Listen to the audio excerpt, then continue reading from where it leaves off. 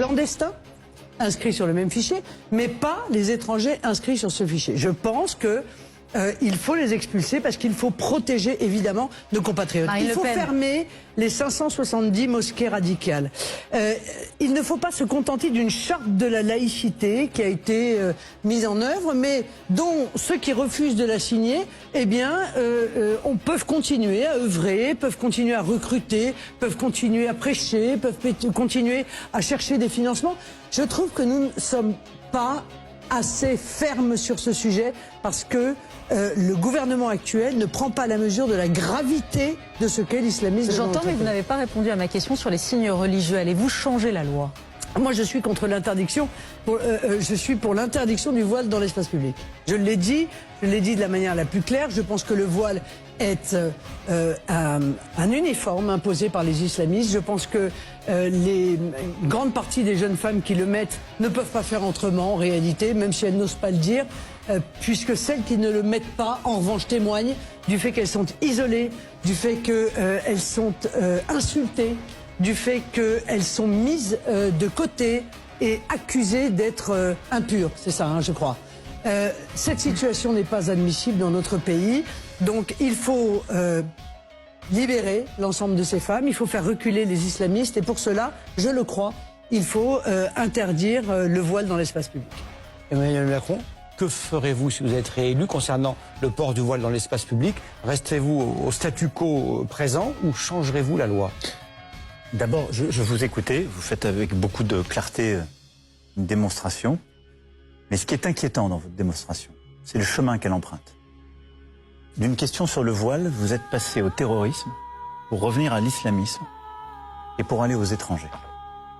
Et vous créez un système d'équivalence par votre cheminement qui confond tous les problèmes et qui les entretient. La question du voile, c'est la question d'une religion, d'un signe extérieur religieux. C'est ça. C'est la question du foulard, plus exactement, d'ailleurs. Moi, je suis pour la loi de 1905. C'est notre République. La République est laïque. La laïcité, ça n'est pas combattre une religion. Et donc, avec moi, il n'y aura pas l'interdiction ni du foulard, ni de la kippa, ni de quelques signes religieux dans l'espace public. Parce que le principe d'égalité fait que si vous rentrez dans cette logique, Madame Le Pen, vous interdirez tous les signes religieux dans l'espace public et pas simplement le foulard. Vous n'avez pas lu ma loi. Non, mais j'ai lu la Constitution française. Vous m'excuserez de cela. Et les lois que vous prendrez, même si vous étiez élu, ce que je ne souhaite pas évidemment, elles devront respecter une Constitution. Bon. Et donc notre Constitution, nos textes fondamentaux, c'est cela. C'est la laïcité. La laïcité, c'est un principe de liberté. Et donc, à l'école, il n'y a pas de voile. Parce qu'on forme des consciences. Il n'y a aucun signe religieux, d'ailleurs. C'est pas que le foulard. Tous les signes religieux sont proscrits, puisqu'on forme des consciences, des citoyens en devenir. Dans les services publics, il y a une neutralité des services publics. Elle est absolue. Par contre, dans la cité, vous allez créer la guerre civile si vous faites ça. Je vous le dis en toute sincérité.